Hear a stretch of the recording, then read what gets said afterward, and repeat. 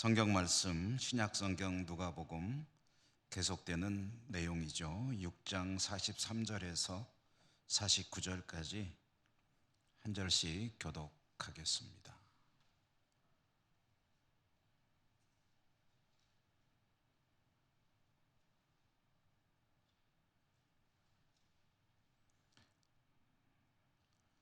못된 열매 맺는 좋은 나무가 없고 또 좋은 열매 맺는 못된 나무가 없느니라.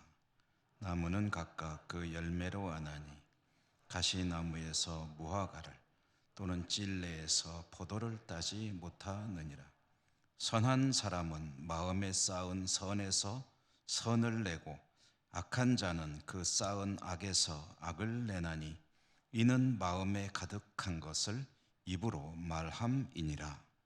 너희는 나를 불러 주여 주여 하면서도 어찌하여 내가 말하는 것을 하지 아니하느냐. 내게 나와 내 말을 듣고 행하는 자마다 누구와 같은 것을 너희에게 보이리라. 집을 짓되 깊이 파고 주추를 반석 위에 놓은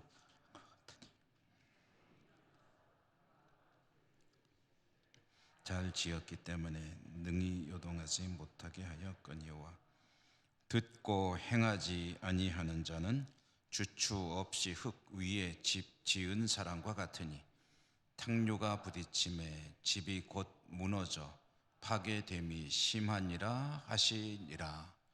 아멘. 오늘도 주님의 은혜가 여러분과 함께 하시기를 기원합니다.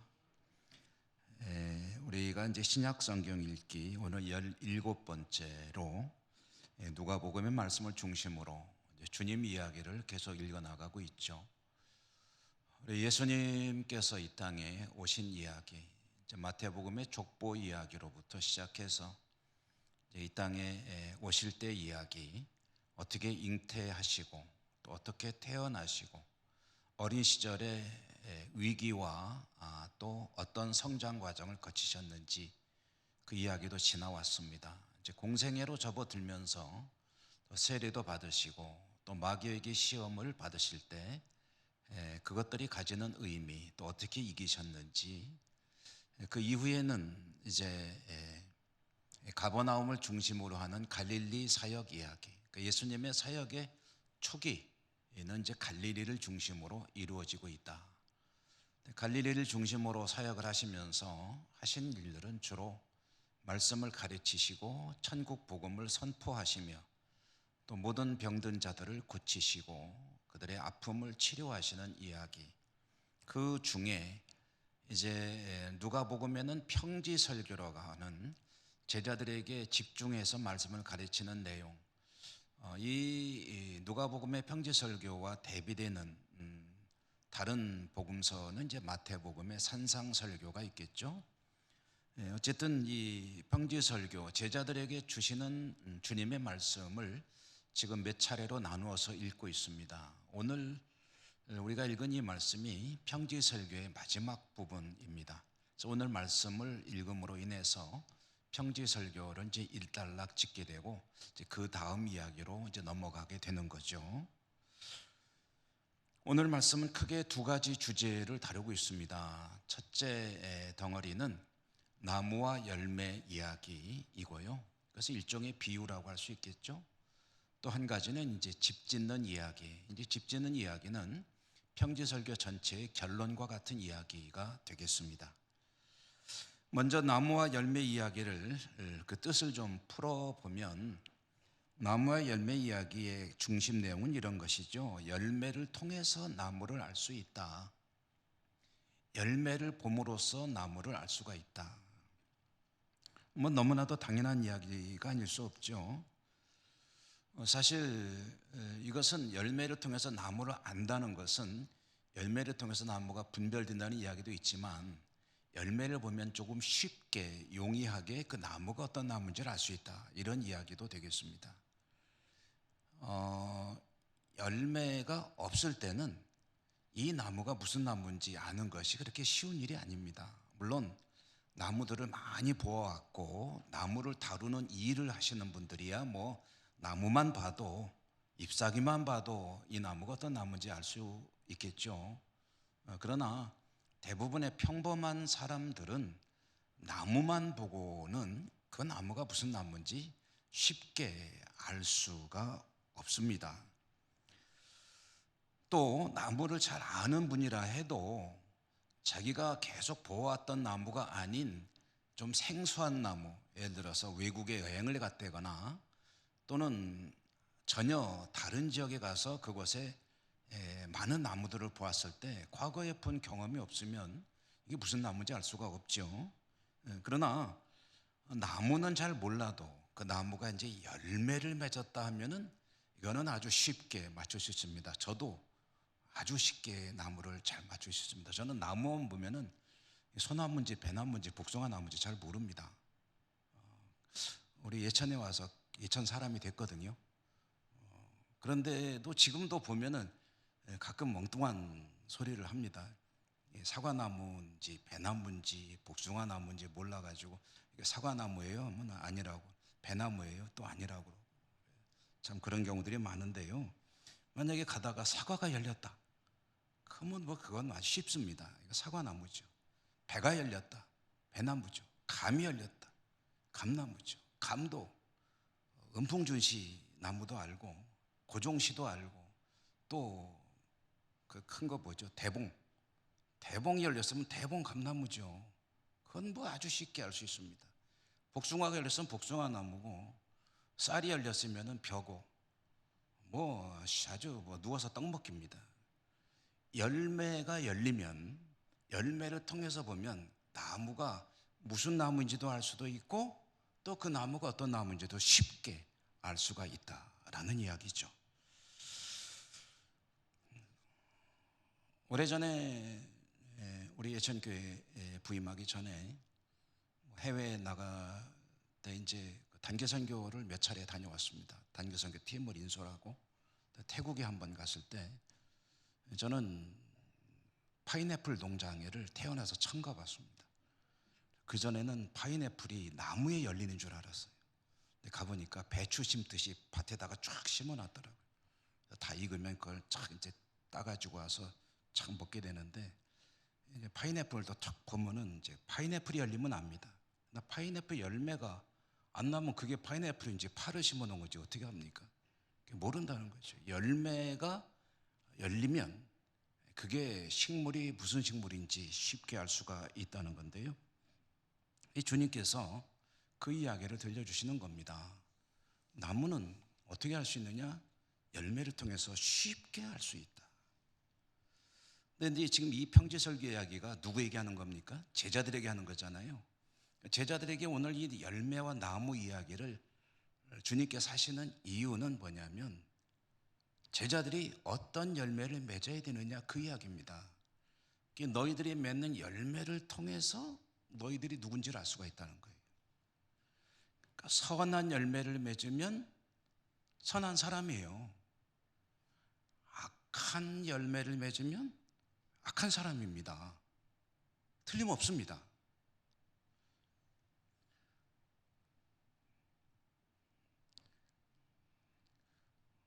그런데 여기서 순서가 중요합니다. 똑같은 얘기인 것 같은데 사실은 순서가 굉장히 중요해요. 선한 열매를 맺기 때문에 선한 나무인 것이 아니고 선한 나무가 선한 열매를 맺습니다. 같은 소린 같은데 전혀 다릅니다. 선한 열매를 맺기 때문에 선한 나무인 것이 아닙니다. 선한 나무이기 때문에 선한 열매를 맺습니다. 악한 열매를 맺기 때문에 악한 나무라는 것이 아닙니다. 악한 나무이기 때문에 악한 열매를 맺습니다. 오늘 본문에서는 그걸 이렇게 말하죠.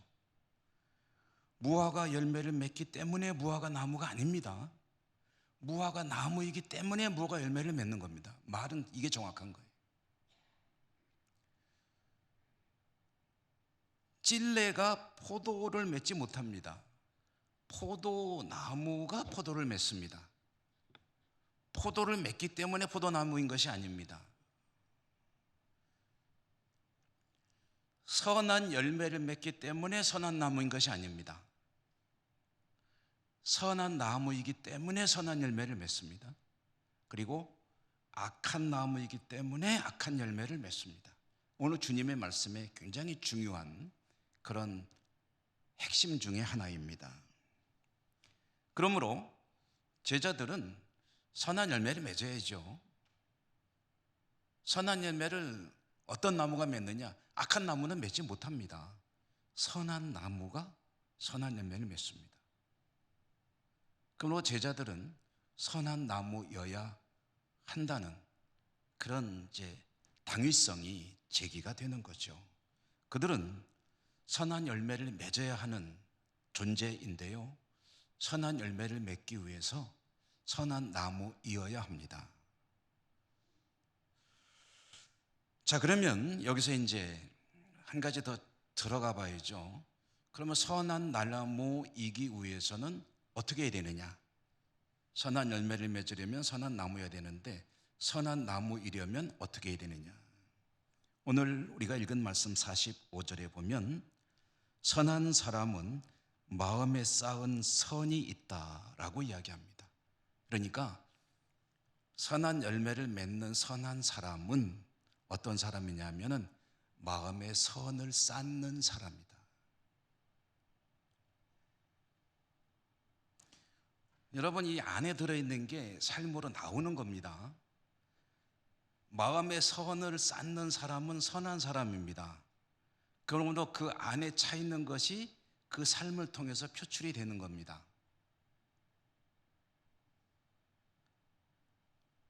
좋지 못한 악한 열매를 맺는 이들은 그 마음속에 뭐가 차 있기 때문에 그러냐면 악이 차 있기 때문에 그렇습니다.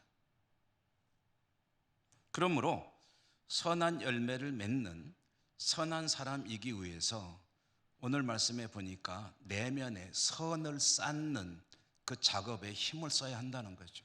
안에다가 선을 쌓아야 돼요.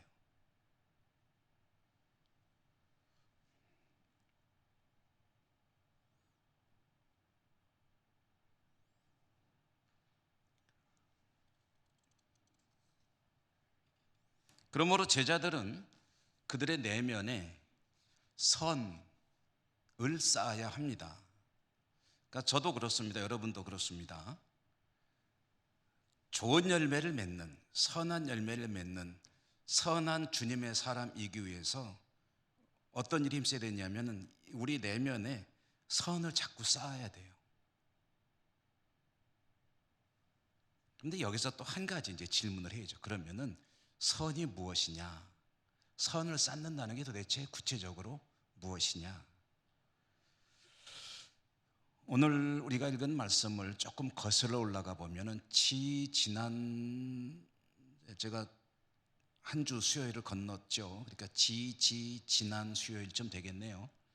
6장 27절 말씀, 그 단락을 공부했는데 그 단락에 뭐에 관한 이야기하면은 그 사랑에 관한 이야기죠. 아가페 이야기를 우리가 잠시 나눈 적이 있습니다. 아가페.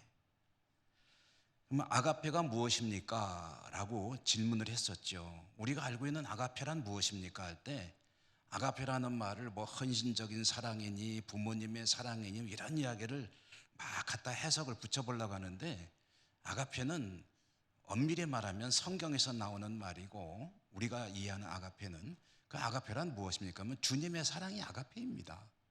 주님의 사랑이 아가페예요. 복잡하게 이런 것이 아가페니 저런 것이 아가페니 에로스는 또 이런 것은 구분하느라고 애쓸 필요가 없습니다.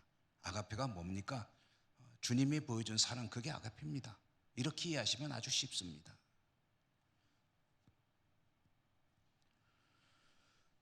그러니까 선한 열매를 맺는 선한 사람이기 위해서 선을 쌓아야 된다고 할 때 이 평지설교 전체의 주제를 통해서 압축해 본다면 어떤 사람이어야 하느냐 하면은 주님의 사랑을 마음속에 계속 쌓아가는 사람, 그렇게 주님의 사랑을 내면에 자꾸 쌓다 보면은 그러면은 그것이 밖으로 표출이 되는 겁니다. 그러면 그게 좋은 열매예요. 선한 열매 맺는 좋은 나무가 자연스럽게 되는 것이죠.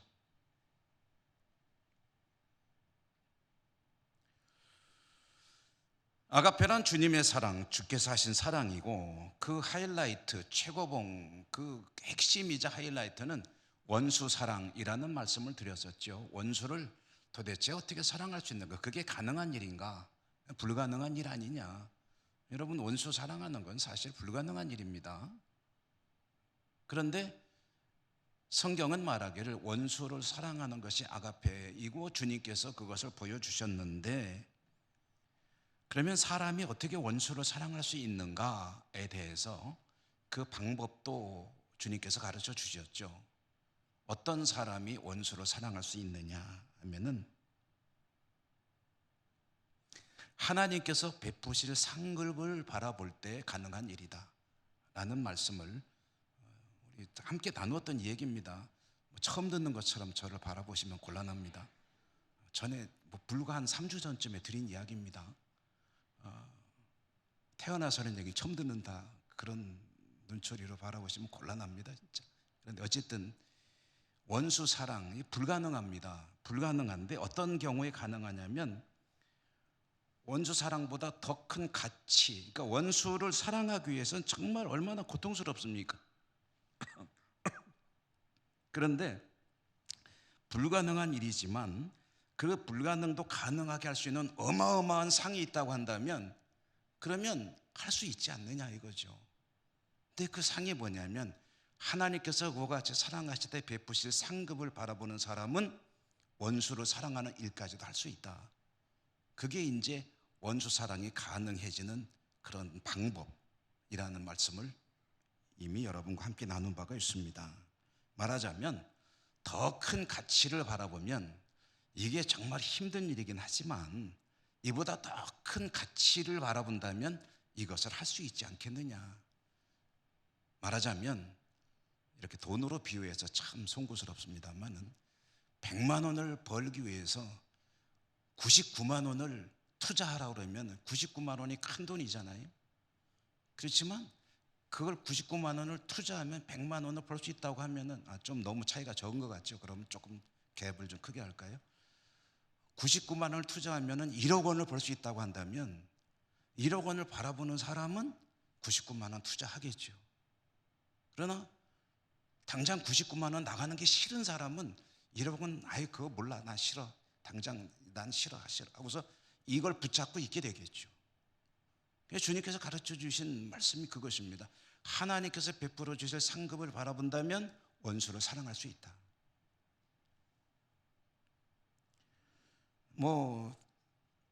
우리가 잘 아는 그 마시멜로 이야기도 그와 같은 맥락의 이야기 중에 하나가 되겠죠. 마시멜로 이야기, 아이들을 놓고 시험한 거 아닙니까? 우리나라로 치면 눈가사탕이라고 하면 되겠네요. 눈가사탕. 저 이제 어렸을 때 가장 아주 유력한 그런 간식거리가 그 사탕 아닙니까? 사탕을 하나를 아이들에게 주었는데, 너희들이 이걸 지금 당장 먹으면은 아무것도 없고, 예를 들어서 15분간 참고 기다릴 수 있으면 하나를 더 주겠다. 이게 마시멜로 이야기 아닙니까? 그러니까 지금 이걸 보니까 정말 어린 아이들이 자제하기가 어렵죠. 먹고 싶죠. 그렇지만 이거를 15분간 참으면 하나를 더 준댄다 하니까 먹고 싶은 유혹을 참고 결국은 기다려서 하나를 더 받아 먹는 아이도 있다는 거죠. 그냥 먹는 아이도 있고, 주자마자 15분 기다리라고 하나 더 준다고, 아니 난 그런 거 몰라, 그냥 지금 먹고 싶으니까 먹을래 하고서 냉큼 집어 삼키는 아이들도 있고, 가만히 있어봐라, 하나 더 준다고? 얼마? 15분 정도야 내가 참을 수 있지? 하고서 참고 견딘 아이는 하나를 더 받아서 행복하게 2개를 먹게 되더라. 그런데 이런 아이들의 성장 과정을 지켜봤더니, 기다렸다가 하나를 더 먹은 아이들의 그 일종의 그 성취, 그것이 훨씬 더 높더라 하는 그런 실험 결과가 있었던 것이죠. 아가페, 원수를 사랑하라 하는 이 이야기는 실질적으로는 불가능한 그런 미션입니다. 그렇지만 이렇게 불가능한 일을 함으로써 얻게 될 그 상급이 어떤 것인지를 인식하고 그것의 가치를 알고 따라서 지금 겪게 될 어려움들을 감당할 수 있다면 할 수 있겠죠. 주님은 그 이야기를 우리에게 들려주셨습니다.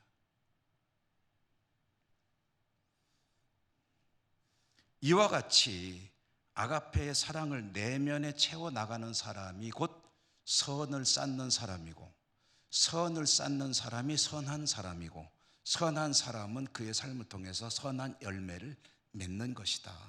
제자들에게 너희는 선한 열매를 맺는 선한 사람이어야 한다 라는 이야기를 들려주셨는데, 그 나무와 열매 이야기로 들려주셨다는 거죠.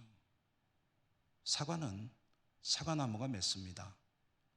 밤은 밤나무가 맺습니다. 아름다운 믿음의 열매는 믿음의 사람이 맺습니다.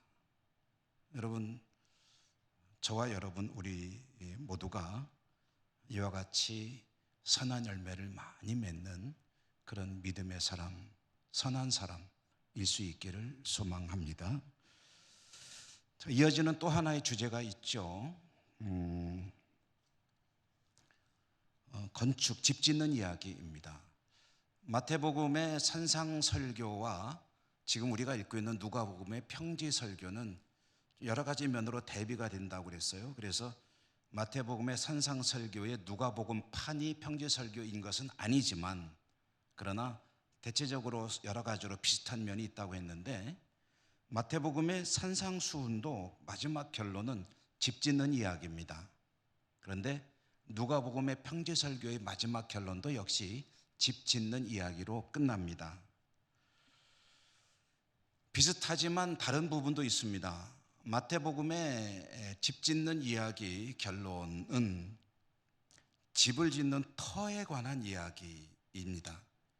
그래서 집을 지을 때 반석 위에 짓는 사람이 있고, 집을 지을 때 모래 위에 짓는 사람이 있다 그랬죠. 그래서 반석 위에 집을 짓는 사람들은 뭐 끄떡없지만, 모래 위에 집을 짓게 되면 이제 큰 물이 나고 홍수가 나고 할 때 집이 여지없이 이제 떠내려가는 거 아니냐, 이제 그런 말씀으로 이제 그 말씀을 매듭을 지었죠. 누가복음의 집 짓는 이야기를 보면은 역시 집을 짓는데 터가 뭐 크게 차이가 나는 건 아닙니다. 뭐 반석 위에 짓기도 하고 흙 위에 짓는다고 했지만, 사실은 이것은 터의 이야기가 아닙니다. 터는 뭐 같은 거라고 봐도 돼요. 예를 들어서 안반 위에 집을 짓는다, 아니면 단단한 그런 기초 위에 집을 짓는다 하는데, 근데 이제 집을 짓는 기초 작업에 차이가 있는 두 가지 케이스를 대비하는 겁니다. 그래서 한 사람은 여기서 이제 대비하는 또 한쪽은 주추를 깊게 판다. 이제 그 기반을 아주 단단히 다지는 걸 말하는 거죠. 주추를 깊게 파는 그런 사람, 주추를 깊이 파고 집을 짓는 사람이 있고, 바닥이 단단하니까 괜찮겠지 하고서 그걸 안 파고 그냥 짓는 사람이 있다는 거죠.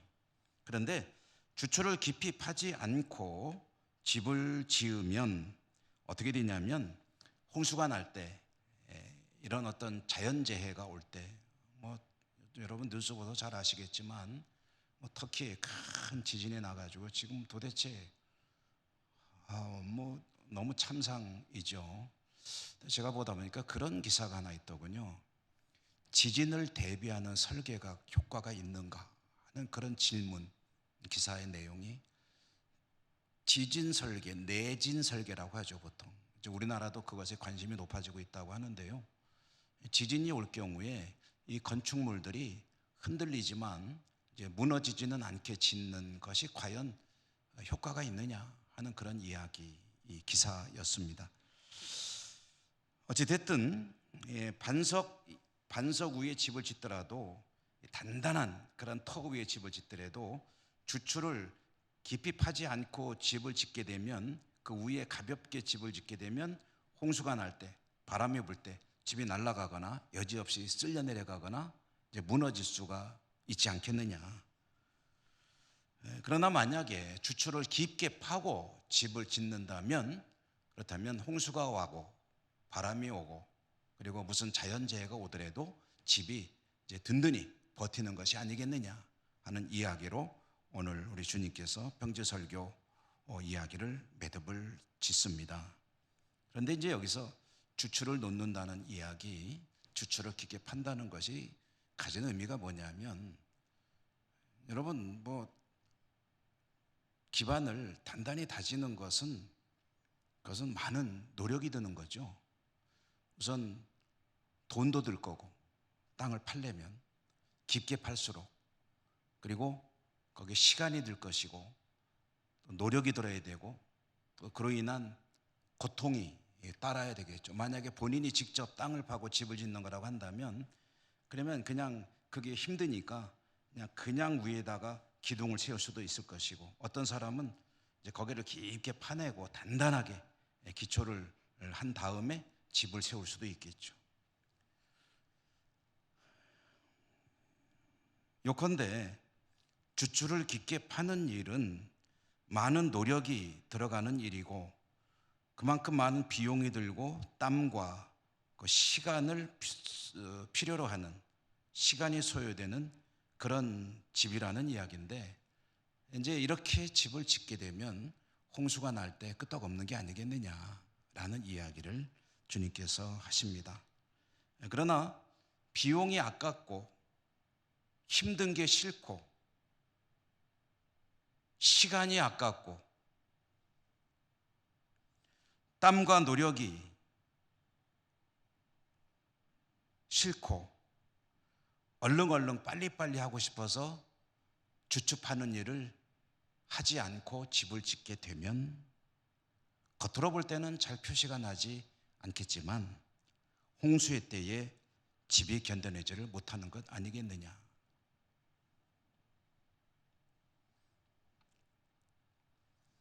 여기서 이제 주추를 깊게 판다는 얘기는 주님의 그 교훈들, 가르침들을 따르는 것을 의미하는 게 되겠죠. 주님의 말씀을 잘 지켜 행하는 사람은 집을 짓는 것으로 비유하면 주추를 깊게 파는 것인데, 주님의 말씀을 따르기 위해서는 좀 전에 아가페 이야기도 했지만은 많은 땀과 노력과 고통과 때로는 비용이 들기도 하고, 그리고 시간이 많이 걸리기도 하고, 이런 여러 가지 어떤 그걸로 인해서 희생되는 그런 가치들이 있다는 이야기 아니겠습니까? 제자로서 살아가는 것, 주님의 백성으로 살아가는 것, 좀 전에 나눈 말씀으로 좋은 열매를 맺는 좋은 사람으로 살아가는 것, 그것은 비용이 든다는 이야기입니다. 비용이 든다. 그리고 고통이 수반되는 삶이 될 수 있다. 땀이 필요하고 많은 수고가 필요하고 또 많은 시간을 요하는 그런 일일 수 있다. 그러나 그렇게 할 때에 시련과 환란이 닥쳐오는 그런 때에도 그것을 견디는 힘을 가질 수 있고 이겨나가는 믿음의 사람으로 살 수 있다. 궁극적으로 그와 같이 살아갈 때 하나님께 인정받고 상급을 받는 믿음의 사람이 될 것이다. 주님께서 제자들 향해서 기대하는 바이고 촉구하는 바이기도 한 것이죠.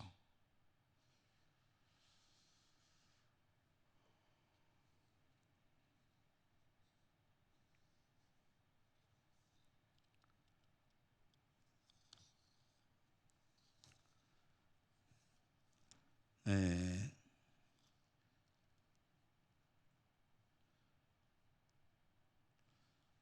신학자 한 사람 이야기를 좀 여러분에게 비유로 전해드리고 마치도록 하겠습니다.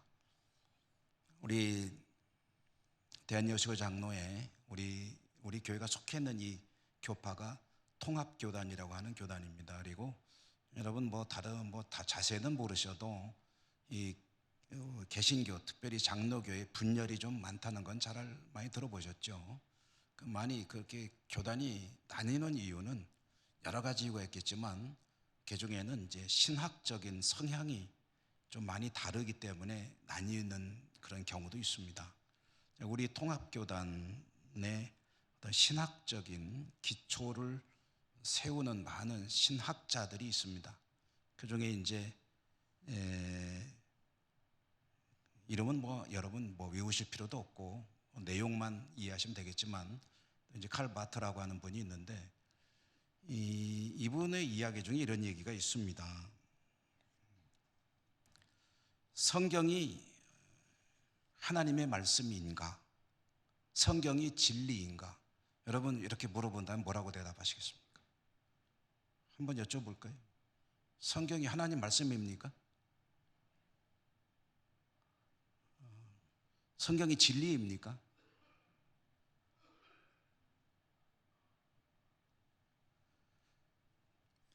성경이 정말 하나님 말씀인가?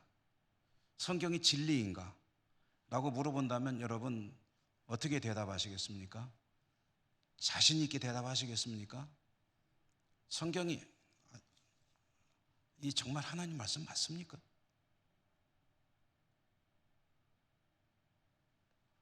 이 정말 진리입니까? 자꾸 물어보니까 짜증나시죠? 뭐 그런 걸 물어보냐고. 여러분, 이 성경은 하나님의 말씀입니다. 진리입니다. 그런데 그건 우리들에게만 그렇습니다. 저와 여러분에게는 성경은 하나님의 말씀이 틀림없습니다. 그걸 안 믿으면 여기 앉았을 이유가 없죠.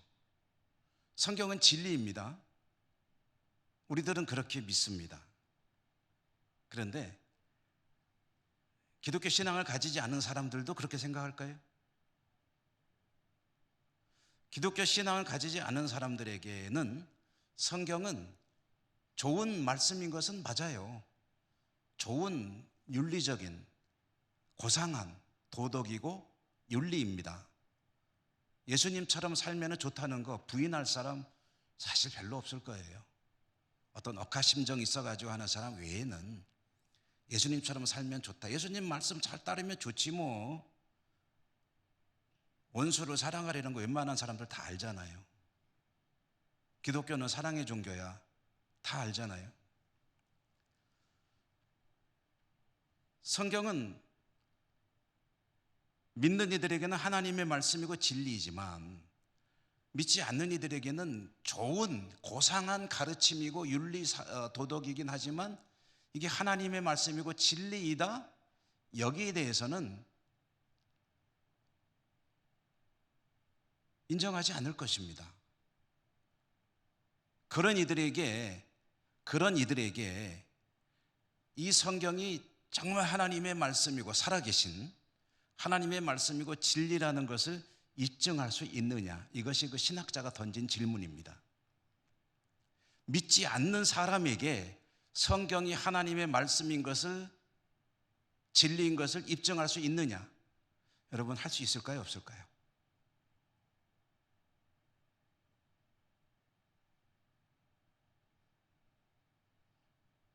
애매하죠.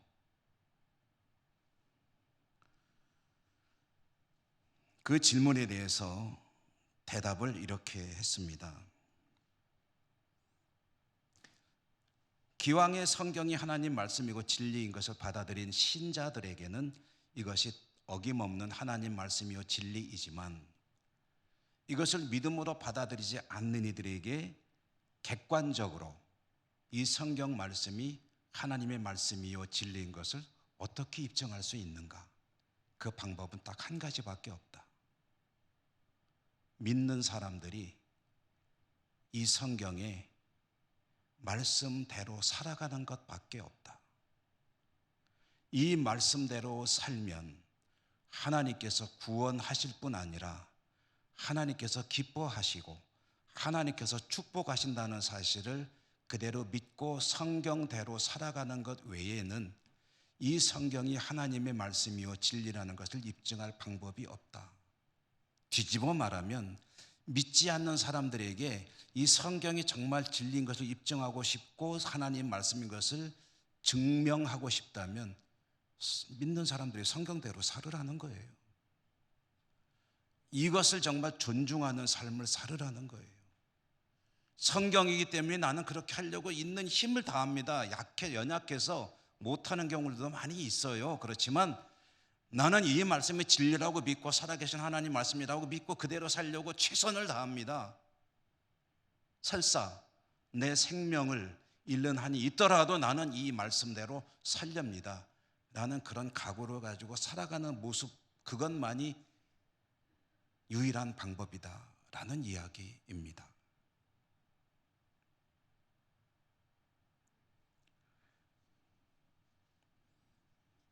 그러니까 오늘 말씀의 결론이죠. 주님께서 제자들에게 주신 많은 교훈들이 있습니다. 그런데 그 교훈들을 받아들이고 그대로 살기 위해서는 많은 비용을 지불해야 합니다. 수고와 땀과 노력과 돈과 때로는 내 생명까지도 내놓아야 할 경우도 있습니다. 그러나 이것이 살아계신 하나님의 말씀이고 진리이기 때문에 나는 그것을 어기느니 차라리 그 모든 비용을 지불하겠습니다 라는 자세로 살아가는 사람들로 인해서 이 성경이 하나님의 말씀이 입증되는 것이고, 그리고 그것을 믿는 사람들에게는 그대로 하나님께서 갚아주시는 것이고, 너희들은 그런 믿음의 삶을 살아야 한다. 평지설교의 핵심 내용이고 결론입니다. 그렇게 살아가는 이들이 선한 열매를 맺는 것이고, 그들의 열매를 통해서 그 사람 됨을 알 수 있는 것이며, 앞뒤가 바뀌었지만 같은 이야기들이에요. 이것이 제자들이 살아야 할 제자의 삶이고 믿는 이들이 살아야 될 믿음의 삶입니다. 쉽지 않죠. 비용을 지불하는 것이 쉽지 않습니다. 그러나 살아계신 하나님의 말씀임을 확실히 믿고 그대로 살아갈 때 하나님은 틀림없이 그대로 갚아주실 줄 믿습니다. 여러분, 그 은혜가 풍성하시기를 주님 이름으로 축복합니다. 은혜로우신 하나님 감사합니다. 주님께서 제자들에게 들려주신 평지설교 이야기를 저희들이 단락을 지어가면서 조금 자세히 뜻을 새겨보았습니다. 말씀을 들을 때 때로는 마음이 무거워지기도 하고 때로는 두렵기도 합니다만은, 그러나 하나님께서 베풀어 주실 준비하시는 상급을 바라보며 연약한 무릎을 펴고 다시 일어나 힘차게 믿음의 주요 온전케 하시는 예수를 바라보며 저들의 믿음의 행보를 힘차게 딛기를 원합니다. 성령님 도와주시고 이 땅에서 믿음으로 승리하는 저희 모두가 될 수 있도록 축복해 주시옵소서. 예수님 이름으로 감사하고 기도 올리옵나이다. 아멘.